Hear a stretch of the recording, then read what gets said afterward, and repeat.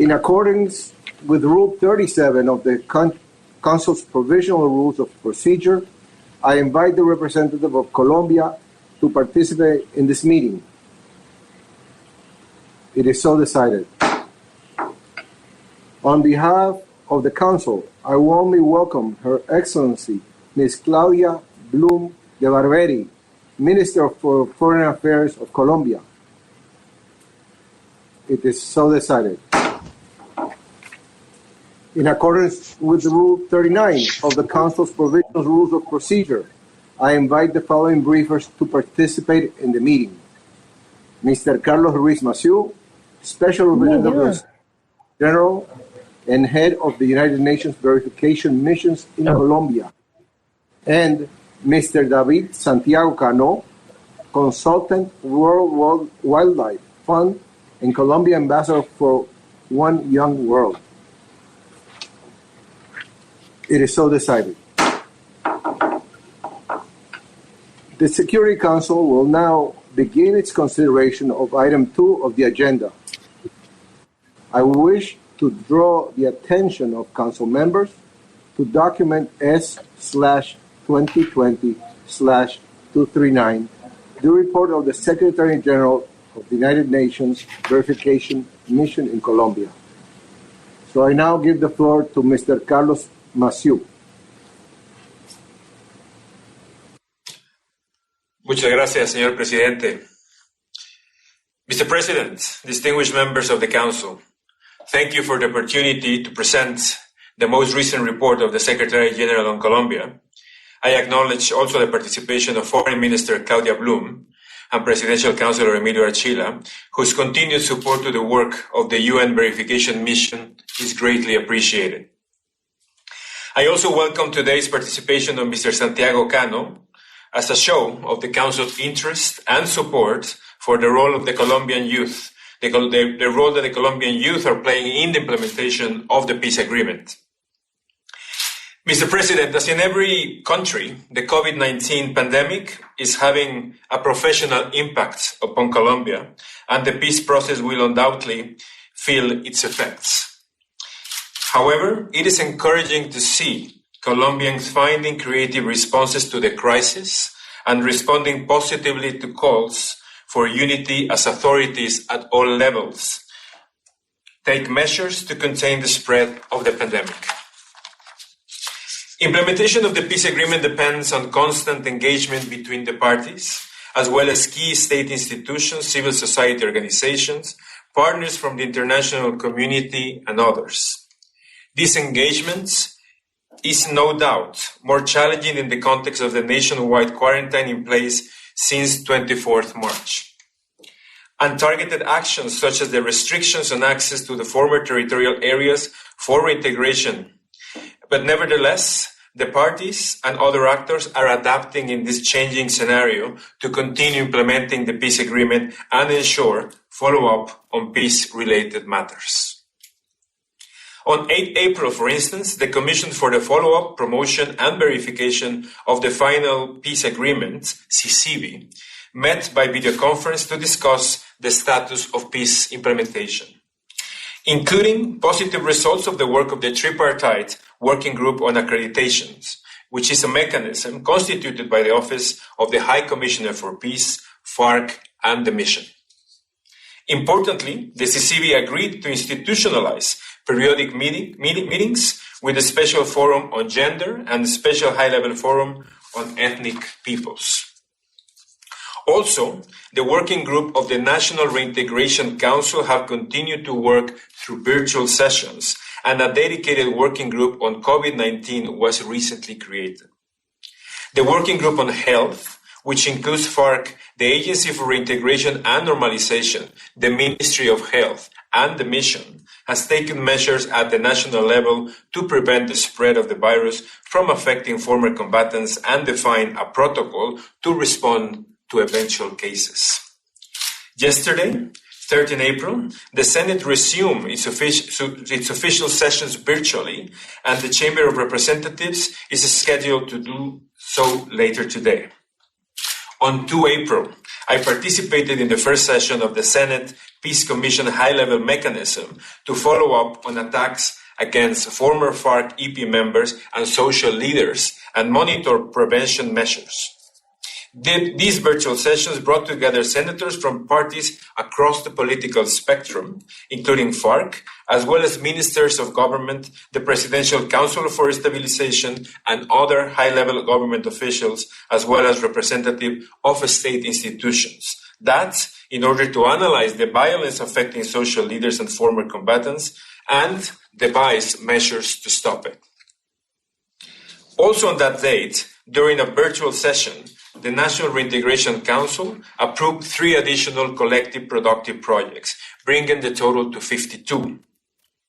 One of the approved projects is a textile cooperative led by 11 men and 11 women, former combatants, which have begun to produce protective masks for the coronavirus response. 8 additional former combatants cooperatives in other departments have also initiated efforts in this regard. As for the mission, we have also taken measures in line with our business continuity and contingency plans and maintaining our verification tasks in the field in line with the decisions from national authorities. The country team is also developing programmatic support to the government in its response to the pandemic. Mr. President, on this we have to be clear. COVID-19 is and will continue affecting the implementation of the peace agreement and the mission's verification activities. However, we have a collective obligation to continue to ensure progress in its implementation. Peace in Colombia should not be a casualty of this pandemic. In this sense, it is important to continue moving forward with the full implementation of the peace agreement, including on the 3 priorities that the Secretary General highlighted in its latest report. The first priority is to adopt all necessary measures to protect social leaders, human rights defenders, and former combatants. Violence against them continue unabated despite the national quarantine. Since the issuance of the report, 3 more social leaders and 3 more former combatants have been killed, for a total of 195 former combatants since the signing of the final peace agreement. I am particularly concerned by the situation in Putumayo Department, including that of women social leaders, crop substitution leaders, and former combatants. On 19 March, a prominent social leader, Marco Rivadeneira, was killed after he was taken from a meeting he was leading regarding coca substitution efforts in Puerto Asís municipality. 2 weeks later, on 8 April, social leader Yuri Quintero was threatened, presumably by the same illegal armed group that killed Rivadeneira. And another female social leader, Jenny Silva, whom I met last October, continues to be the victim of continuous threats. On 27 March, former combatant Juan Carlos Castillo, who lived in the former territorial area for training and reintegration in that same municipality, was found killed. In a welcome development, in the midst of this worrisome situation, on 9 April, the police captured Abel Antonio Loaiza Quiñones, alias Azul, aka Azul, whom the Attorney General's office holds responsible for the killings and for displacement of 11 social leaders and former combatants in this area. I am also particularly concerned that over the past 2 days, illegal armed groups in Argelia, in Cauca Department, which the Council visited last year, are threatening the population, including former combatants. Mr. President, just as Colombian actors are uniting to confront the pandemic, it is imperative that for all actors to unite to end the epidemic of violence against social leaders, human rights defenders, and former combatants. In particular, it is fundamental to enhance the effectiveness of the mechanisms created by the peace agreement itself, including the National Commission on Security Guarantees, which should make substantial advances in the design and implementation of a public policy to dismantle illegal armed groups. the National Protection Unit, which should advance reviewing over 400 pending requests for close protection schemes, and the Special Investigations Unit, which requires increased support for all entities in order to fulfill its mandate of bringing the perpetrators of these attacks to justice. It is also key to improve security for close to 9,500 former combatants residing outside of former TATRs, including those living in collective reintegration areas. The prompt implementation of the action plan of the comprehensive program for the safeguards of women leaders and human rights defenders is key to ensure protection for women leaders. Second priority is to strengthen the foundations for a long-term reintegration process and ensure that the benefits of reintegration reach all former combatants, regardless of where they live. The consequences of the pandemic make it even more crucial to pay particular attention to former combatants living outside former TATRs, as they have more precarious access to basic services like clean water and sanitation. I also encourage the parties to work within the National Reintegration Council to specifically support collective productive projects that are more vulnerable to the economic consequences of the pandemic. These projects can help reactivate local economies, especially in remote rural areas, which may be particularly affected. It is also important to ensure that the reintegration roadmap is implemented in a collaborative manner between both parties, including for the design of a specific individual and collective roadmaps. Finally, a third priority should be to ensure that communities, especially victims, remain at the center of peace-building efforts. In particular, the current context is an opportunity to undertake planning and consultation to operationalize the comprehensive program for security and protection of communities and organizations in the territories, an important part of Section 3.4 of the peace agreement that, if implemented, can make an important difference on the ground. Mr. President, as the Secretary General highlighted in his report, the sustained and integrated presence of state institutions remain the most effective and necessary means to ensure peace and stability in the territories. In this sense, I am encouraged that Presidential Councilor Archila has continued to coordinate arrangements so that implementation in the development programs with a territorial focus is not affected by the current crisis. I hope that similar measures are being taken in other aspects of the implementation of the comprehensive rural reform and the peace agreement more broadly. Mr. President, echoing the Secretary General's appeal for a worldwide ceasefire in view of the COVID-19 pandemic, and joining numerous voices from Colombian civil society, in recent weeks, I called upon all armed actors in the country to put life above any other consideration and focus on preventing the spread of the virus. The National Liberation Army, ELN, responded by declaring a 1-month unilateral ceasefire during the month of April. However, armed clashes continue between illegal armed groups in several departments, including Cauca, Chocó, and Norte de Santander.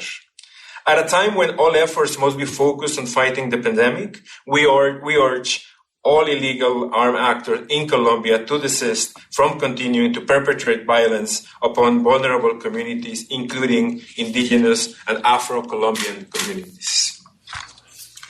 Mr. President, to conclude, in his Nobel Peace Prize for Literature acceptance speech, Colombian author Gabriel García Márquez said, "Neither floods, nor plagues, famines, nor cataclysm, nor even the eternal wars of century upon century have been able to subdue the persistent advantage of life over death." The resilience he invoked with those words have been seen in the way Colombians continue forging peace in their country after decades of conflict, and in the way they have come together during the last few weeks in the face of the pandemic. I trust that this commitment will continue beyond the pandemic so that the efforts to bring peace and development in conflict-affected communities is strengthened and reinvigorated as a result of this crisis. I am certain that through the constructive dialogue and dedicated efforts of the parties, public institutions, leaders at all levels, and of Colombian society more broadly, we can celebrate in the end the triumph of hope over fear, unity over division, and as Garcia Marquez said, of life over death. I thank you, Mr. President. I thank Mr. Ruiz Massieu for his briefing, and I give the floor to Mr. David Santiago Cano. Thank you. Mr. President, members of the Council, Foreign Minister Bloom, Mr. Special Representative, it is a tremendous honor to speak to you today to humbly offer some thoughts regarding the peace process in my country. I cannot claim to speak on behalf of Colombia's very diverse, passionate, and active young population. However, I can speak from my personal perspective as someone who has witnessed the positive transformation of my country as a result of the peace agreement, and who decided to get involved to help the peace flourish. While I'm not a direct victim of the conflict, I believe that all Colombians who lived through the conflict have suffered from the consequences of the violence. I was born in Medellin during the drug-fueled violence of the early 90s, to parents who struggled to support their children, like an average Colombian family. When I was growing up, I remember the neighbors who were killed, the sounds of gunshots, the dead bodies on TV, and the pervasive fear. Because of this common legacy of suffering, I also believe that all Colombians have a responsibility to contribute to that peace that we have wanted for so long. With this belief in mind, when I was 21, I joined the non-profit organization Techo, which mobilizes tens of thousands of youth volunteers to support vulnerable communities, including victims of forced displacement, through the construction of transitional housing and other social inclusion programs. I traveled across the country and heard the hopes and expectations that Colombian youth and conflict-affected communities had for a peaceful end to the conflict. The peace agreement with the FARC-EP fulfilled many of these hopes, but it also raised expectation that violence would finally cease and that peace and development will finally come to rural Colombia. Today, those expectations remain, and all of us must do our part to fulfill them, including by implementing the whole of the peace agreement. Mr. President, in July 2018, I traveled with the UN Verification Mission and a group of young leaders and entrepreneurs to the former territorial area for training and reintegration in Miravalle, Caquetá, to be the first visitors to a tourism project led by former combatants in an area that was at the heart of the conflict for many decades. What I found profoundly moved me. Soldiers who only years before had the responsibility of fighting the FARC-EP were now fully devoted to their new responsibility of protecting their former adversaries. People from the local community were working together with the former combatants to get trained to be tourist guides. And I was very encouraged to hear from the former combatants their firm conviction in the peace process and in building new lives for themselves and their families. Following that experience, I committed myself to supporting former combatants and their local communities with their productive projects. This past December, I mobilized youth volunteers to organize a fair in Bogotá for former combatants to sell their agricultural products and handicrafts, in alliance with the UN, the Agency for Reintegration and Normalization, and several NGOs. It was very inspiring to see people in one of our capital's most exclusive neighborhoods buying products and interacting with former combatants, and all the initiatives surpassed their sales expectations. One of the initiatives was the Sabor La Esperanza coffee from Cauca department. Sabor La Esperanza means states of hope, and I'm going to send council members in New York some of this delicious coffee so that you can enjoy these states of hope, peace, and reconciliation. We are now working to replicate that fair in other cities. We also created a program through which young entrepreneurs are mentoring these projects to provide them with technical advice. This is one of many examples of how Colombian youth are working to support peace and reconciliation. Mr. President, I would now like to highlight some of the main challenges that I believe the peace process is facing, based on my conversation and my observations with young people, former combatants, community leaders, and others. First, the economic impact of the COVID-19 pandemic will take its greatest toll on the most vulnerable. Steps must be taken to support them. The implementation of the development programs with the territorial focus, PEDET, should continue, as communities are awaiting the benefits of this investment. I'm concerned about the productive projects of victims and former combatants. The young entrepreneurs who are mentoring the initiatives from the product fair have reported that the former combatants are struggling because of diminished sales. A strong support of these projects is very important so that they can weather this difficult storm. The mentors are helping them to think of innovative ways of adapting, including online sales and gift certificates and moving to new products. For example, we are proud that the former combatants of the Pasarela TechPass clothing project are now producing face masks for the COVID-19 response. Second, the ongoing violence against social leaders continues to be one of the deepest wounds in our national conscience. This is a tragedy that has motivated young people across the country to mobilize in defense of these leaders. I recently participated in several sessions of the national conversation that President Duque launched on the issue of youth. Young leaders from rural areas talk about the intimidation that they are faced, which limits their capacity to be change agents. I was particularly shocked to hear a young Afro-Colombian woman from Chocó department describing how many of her friends do not participate in leadership forums or political spaces because they fear being threatened by illegal armed groups. Measures must be taken to guarantee the protection of young men and women leaders so that brave people like this woman from Chocó don't have to fear for their lives when they are trying to speak up for their communities. Third, when I visit rural communities, I hear a constant complaint that the state is not present. Communities want and need teachers and doctors, roads and schools, investment and opportunities.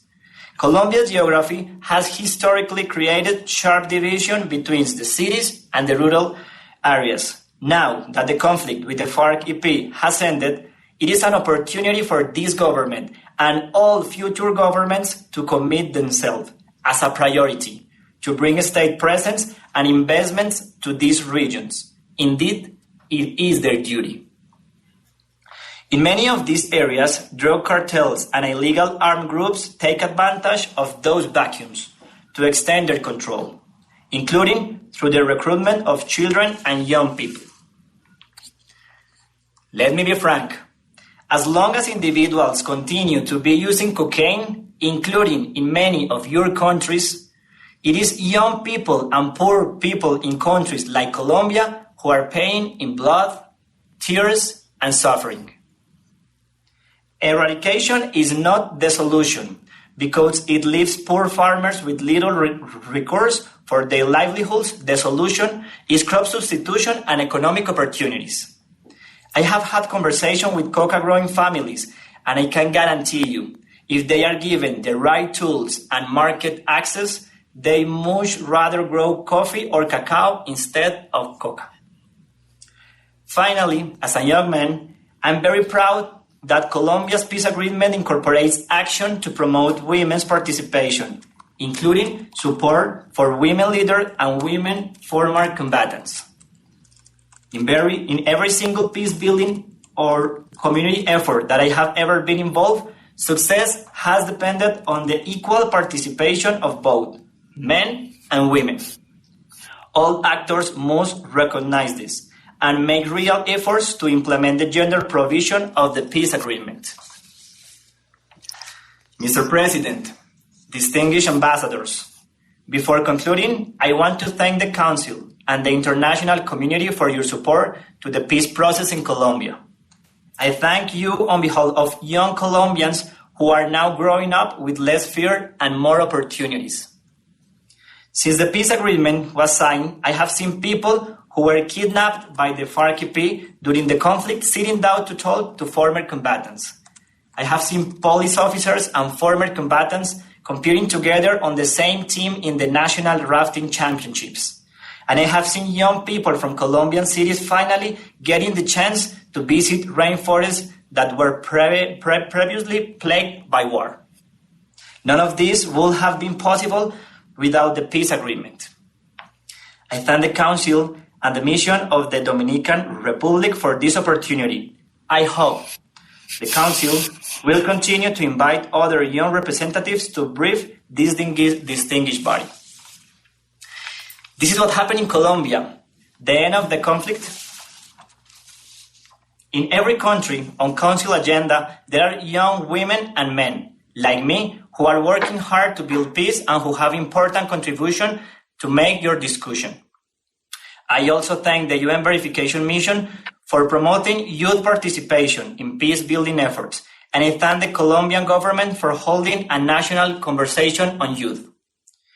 I'm looking forward to concrete results for these discussions. In particular, I'm grateful for this openness of the Agency for Reintegration and Normalization to work on different initiatives with youth and the excellent results we have achieved so far. Mr. President, as Council members now, the Secretary General has called for a global ceasefire so that all of humanity can unite to fight together against this pandemic. We should not need a pandemic to argue for the silencing of weapons, to focus on the greatest threats to our common survival, from climate change to transnational crime to poverty. This is what happened in Colombia. The end of the conflict with the FARC-EP has allowed us to focus on the structural problems that affect our country. Young people all over the world look to this Council to fulfill your responsibility to promote international peace and security. I urge you all to see this pandemic as a reminder that we are stronger when we are united, and that all of us have a responsibility to accomplish the first goal set in the United Nations Charter, which is, as you know, to save succeeding generation, including mine, from the scourge of war. Thank you. I thank Senor Santiago for his briefing. This will conclude the live broadcast portion of this meeting.